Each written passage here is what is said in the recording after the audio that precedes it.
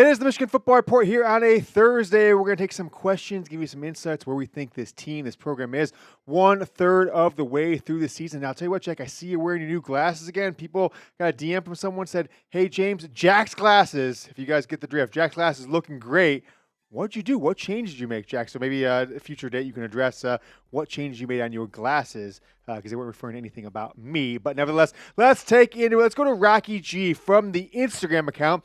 It, of course, is Michigan Football Report on Instagram. I know you guys are already following. If not, hit the follow button. Go to Instagram. It says, our wide receiver drops a concern as the season moves on. Yes, they are. And frankly, they are the concern. There's two concerns I have on this team at the very top of my list. Number one is the wide receivers stink. They're dropping the balls. They're not getting in the end zone. You'd have an absolute perfect pass to Semaj Morgan to have a single wide receiver get in the damn end zone this year. And the other one for me, of course, I think the offensive line showed some improvement in week 3 and then into week 4. The other one for me is, frankly, I was a little concerned they gave up 308 yards passing, including blown coverage, like 10 guys up the line, 8 guys up the line, whatever it was. And I think it was Brandon Hillman didn't get back, and Jair Hill had to, kind of rush back to try and prevent that first touchdown before half. Second one was the Hail Mary after that. So clearly there are some issues in the secondary right now with at least, playing up to the pass defending standard this program has put forth over the last 3 or 4 seasons. So wide receiver drops, absolutely concerned. I think the wide receiver play overall is the concern this year. It will be the concern next year for this program as well, unless they do something in the transfer portal. Guys, are you on TikTok? Are you? Probably. I'm not sure. It depends on your age. I personally, Jack, I'm not a big TikTok guy, but we're making some moves, right? We're making some moves on the Michigan Football Report TikTok account. So if you have to do so, we are at Michigan Football Report on TikTok. We're taking a clip or two from most of our shows, putting it over there, getting a ton of engagement, already up to 3,319 subscribers. Goal is to, by October 15th, get up to 4,000 subscribers. So if you've yet to do so, follow us on TikTok at Michigan Football Report. We thank you if you do. Keep the ball rolling here on the Michigan Football Report. Predict the game times for the rest of the season coming from our Instagram account, ZV8484. It's tough to give this a great analysis. And I looked at all the games Michigan have left. I looked at all the other games, what is left. And it seems that I thought this stuff would be public knowledge, but it seems it's still private, that NBC, CBS, Fox, the Big Ten Network, they haven't actually released who gets first pick all these weeks. Fox gets the first 3 games of the year, which I believe they got Texas, Ohio State, Michigan, Ohio State, and maybe, is it Penn? No, not Penn State, Oregon. I'm not sure what the third game was that they took, but each week, another network gets first pick, second pick, third pick. So I took best guess based on who's played different times and there. Now, the October 4th game, next game, has already been announced at the Big House at noon Eastern. I'm guessing that USC game is going to be the 3:30 Eastern. It's not going to be the noon game. They're not going to kick off at 9 o'clock LA time. And I don't think, based on there's a bunch of other games there on the West Coast and such, that they're going to get the prime time matchup that week. Also, because USC has the prime time on NBC the following week when NBC opts to take Notre Dame as a night game. So I don't think they're going to play USC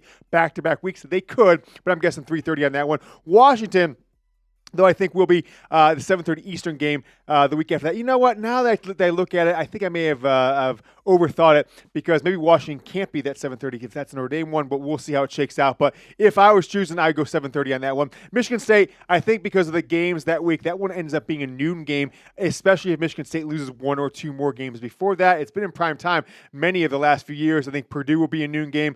Northwestern, that one is at Wrigley Field as we get into the month of November 15th. I think they're going to make that the 3:30 on CBS. CBS given the opportunity to show you a little bit different of a game. And then Maryland and Ohio State. Ohio State being predicted already, and Maryland, just a best guess that they will be a noon Eastern game. Could be big noon, or otherwise maybe one of those maybe be on Big Ten Network, TBD. So that's the best guess that I have. So I want to ask you guys this question. Those are the times. What do you think the record is going to be, right? 8 games left in the regular season. Then you got maybe the Big Ten title game, the college football playoff. What is your record prediction over those last 8 games? I'm going 7-1. I'm still sticking to my 10-2 record for the regular season. Let me know what you guys think. Predict down in the comments. Mike Trailer, is that what it was, Jake? Mike Taylor, sorry about that. Do you think Bryce needs to slow down the speed of his passing to be more accurate? No. not to be more accurate, but to lead to more catches, right? That's a different story. He actually is very accurate on the passes that he rifles there. The problem is sometimes it's from 7 yards away, or even sometimes even like 3 feet away. I mean, not really, but under 15, 20 feet, like 5, 7 yards. He's rolling right, sees a tight end wide receiver 6 yards past the line of scrimmage. He's only 2 yards behind the line of scrimmage, and he is whipping it as hard as he can. They are usually fairly on point, but a lot of them being dropped because he does throw it at a absurdly high speed. And a lot of times when he doesn't have to, and there's windows where he could just kind of toss it in there, give the guy a little bit of wiggle room to catch it in stride and make a run. Now, he hasn't been great on the deep passes yet, right? Did that one nice one to Semaj Morgan in the Central Michigan game, but missed 1 or 2 against Nebraska. Certainly didn't do anything deep passing against Oklahoma. So I think the accuracy needs to be more on the passes that he doesn't throw fast. The one he throws with speed, actually are pretty accurate. It's just tougher to catch a much faster throw. Heavy hitter, 1983. Ask on Twitter, aka X. My biggest takeaway was receiving, but the one thing that's clear is coaching is a huge weakness. DBs don't seem to know how to read this pre-read plays. If it wasn't for an elite pass rush, we would have a different outcome. Fundamentals have been lost since Harbaugh. Something that could be accurate. I wouldn't necessarily say that fundamentals have been lost since Harbaugh, but they're not at the same level. Remember, this is Sherrone Moore's first head coaching job, right? 4 years ago, he was a tight ends coach at this school. 5 years ago, went the offensive line coach, then became the co-OC, then became the main OC, right to head coach. It was a real quick come up on him, so he doesn't have, 20 years of college football in the NFL like Jim Harbaugh does, and then 15 or 16 seasons of head coaching at San Diego and Stanford and the 49ers before, 7 years of Michigan before you made a playoff game, before you beat Ohio State. So I don't think it's bad, but I didn't like that play. I think it was the first touchdown that Nebraska scored, of the 2 they scored at the end of the first half, where it seemed that Brandon Hillman was trying to disguise he was coming up to blitz, then try to get back, and the receiver had already blown right past him. So I do think there are some things Wink Martindale needs to understand. Again, this is not an NFL defense. Players don't have that, let's say, processing time like they do in the NFL. So expect a guy to get from 4 feet behind the line of scrimmage all the way back to deep center safety in a matter of moments after the snap happens is unlikely. It's going to lead to more mistakes. I think Wink needs to continue to dumb things down. Craig Boyer over on our Facebook page. It's still facebook.com/HarbaughGoBlue. Almost 100,000 followers over there, Jack. Wild how fast and consistent that page has been.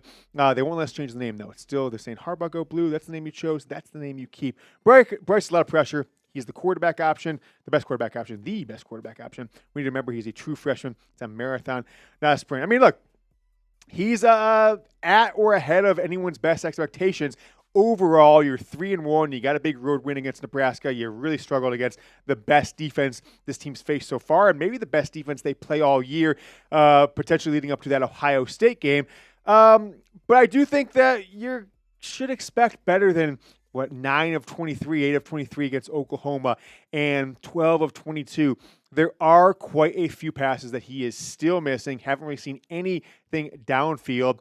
Hopefully Hogan Hansen. Hopefully Marlon Klein continue to get back in the lineup, be healthy. Because if you look back at the 2021 Michigan football team with Caden McNamara at quarterback, the receiver group was really relying on Ronnie Bell that year. And if you remember, Bell got hurt in the first game, and it still turned out to be okay. Right? Mikey Sainer still was in that lineup. Roman Wilson and Cornelius Johnson got thrown into the fire maybe a little earlier than they were ready. And that team relied heavily on the tight end position. I think Michigan's going to end up getting there as well when Hansen and Marlon Klein and others remain in the lineup, continue to get healthy, because this wide receiving crew, for the most part, is just not at the place they need to be to win big games. We have a big time sale alert. I'm going to do that. Rap horn app. Bam, bam, bam, bam. The Michigan Coach's Sideline Quarter Zip is on sale. Originally $90, it is only $49. That's almost half off there, Jack. Chatsports.com/MishQZip. Chatsports.com/MishQZip. You see the link right there. We'll put it in the second paragraph of the description. We'll put it right down there in the comments. Chatsports.com/MishQZip. We are bringing you the best deals on Michigan apparel every single day. It's the Jordan brand one. It's the Maze one. It's sick. It's awesome. It's fun. Go get one. Chatsports.com/MishQZip. Michael G. Frey. Receivers have to be better. And look, if we took the questions that we got from people on the different social media accounts when we asked for questions for the show, if we wanted to, we could have probably done a show every day just on receivers, right? The receivers are the biggest topic. 90% of the people agree with me. They are not up to snuff. There's this group of 10 people who can't just seem to take truth when it's smacking them across the face. Hey, the receivers aren't very good. They're leading the country in drops. They're doing this. No, they're not. They're making plays. Jack, this is really funny. I was perplexed. Someone on TikTok, on the TikTok account, in response to one of the cuts we put up on Semaj Morgan, not making plays, needed to step up, he said, "This guy's stupid," or something like that. Semaj torched Ohio State the last couple of years, right? Torched Ohio State. I'm like, did he? I don't remember that. What is that? So I went back. You know how many catches he had last year against Ohio State? 0. You know how many catches he had in 2023? 1, for a grand total of -5 yards. 1 catch for -5 yards. Semaj torches Michigan. No kick return yards that I saw as well. So I think some people really have poor memories or just like get confused by facts really easily. But yeah, Semaj Morgan needs to play better. I agree with him. Wayne State player, like he's just not, I don't know about Wayne State, but certainly Western Michigan, Toledo, he's a MAC level player at this point. He is not a Big Ten wide receiver. Michigan is off this week. We got the bye week. Kick back, relax, enjoy it, and spend time with your family, but also go down in the comments, predict the score.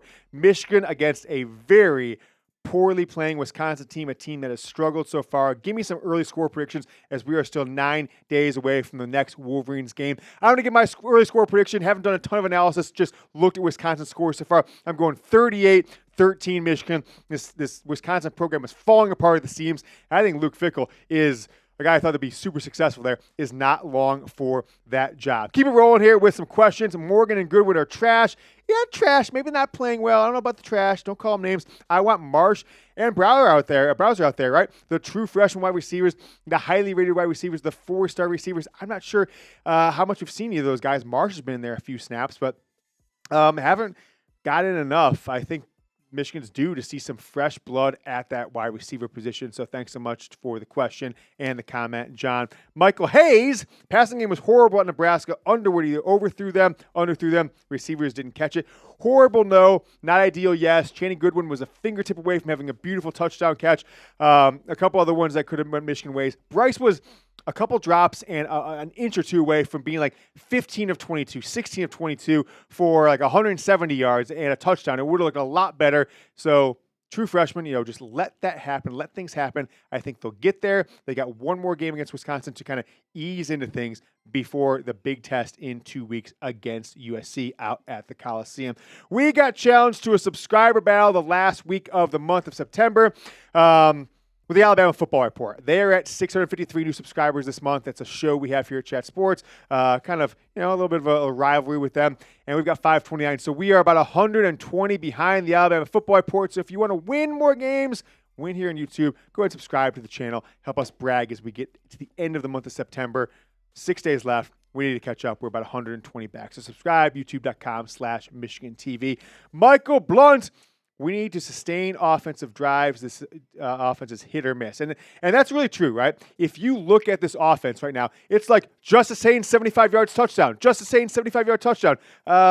You got Jordan Marshall, 50 yards touchdown. Bryce Underwood drops back, 44 yards, 43 yards touchdown. There are not a ton of sustained drives. Now, you did see a very nice sustained drive that ended up in a field goal, 8 minutes, 40-some seconds there to basically put the game out of reach, go up 2 scores with under 4 minutes left in the game. That was nice to see, and that's really kind of the last big drive we've seen. So maybe that is a glimmer into the future and how this team and this offense can sustain some drives. Well, I think this last question, last question, or we got 2 more, I'm sorry.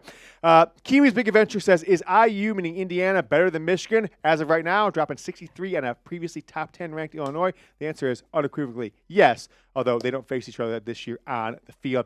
Charles Richardson says, simply Bosa. And I encourage you guys, as always, to join us, beat Ohio State again. You know what to do. Get down in the comments. If you're an MFer, right? Michigan Football Report, name of the show, audience, you're an MFer. If you are a longtime audience member of the show, go down and comment Bosa. You know what to do. Just comment Bosa every single time you watch this video. Puts the good vibes out there. Also putting the good vibes out there is us putting Michigan football content from the show, highlights, etc. on TikTok at Michigan Football Report. We will probably be back with a video on Friday, although there's a little bit of a producer shortage on Friday because people working Sunday, so we'll see. No promises. But if not, we will have more content in the coming days. It has been the Michigan Football Report. See you guys next time. Go Blue.